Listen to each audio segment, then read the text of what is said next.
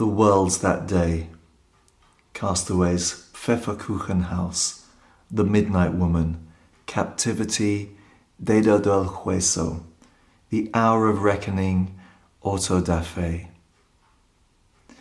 They were two coming down the vine-choked trail until whatever paced them in these darksome woods led them in erratic process through the Rorschach pattern of branches gnarled and twisted as in rigor mortis to a house that was no house at all.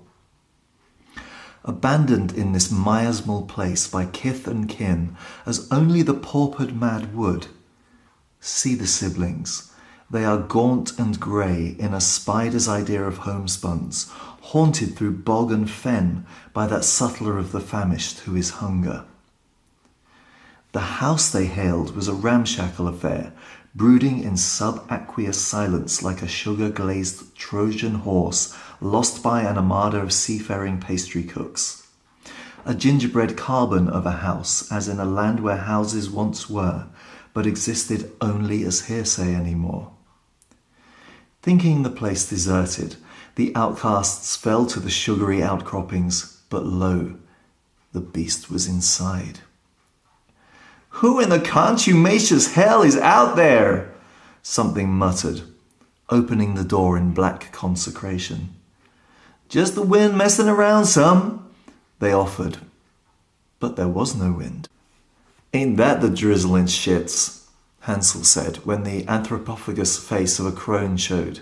He leaned over and spat, but swatting epileptically now at the telltale crumbs on his ragged shirt like someone beset by flies or folly.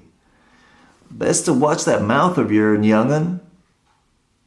Hansel ignored her, staring insolently back at this apparition, swollen with the dark intelligence of their undoing, and he was staring still when penned in what seemed to be a hogsty. But the grim landlady wants these waifs' flesh, and she will have it.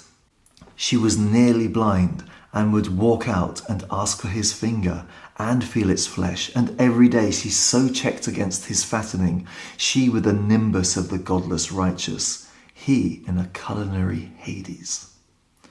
What she didn't know was that each morning she was fingering not the savoury cognate of her own craving, but a quail bone extended through the rust-eaten bars, false pendulum against the time that would not come and would not come.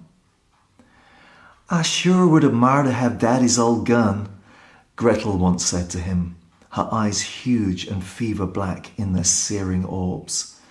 "It's not Daddy's gun," Hansel said sullenly out of his cloacal grotto. But that day, agonized by her own tedium, the sister shoved the ogress into the scullery fire. Out of the flames, the withered anthropoid howled malediction upon this netherworld of her own devising, wail on wail. Her name is lost now, and anathema, her calcined ribcage at one with the brindled ossature of Nebuchadnezzar.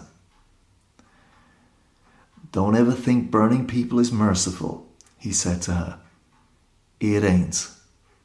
But there at the smoking pyre, they in turn became killer of men, and they have come for their father. They are waiting for him now, not happy, nor happy ever after.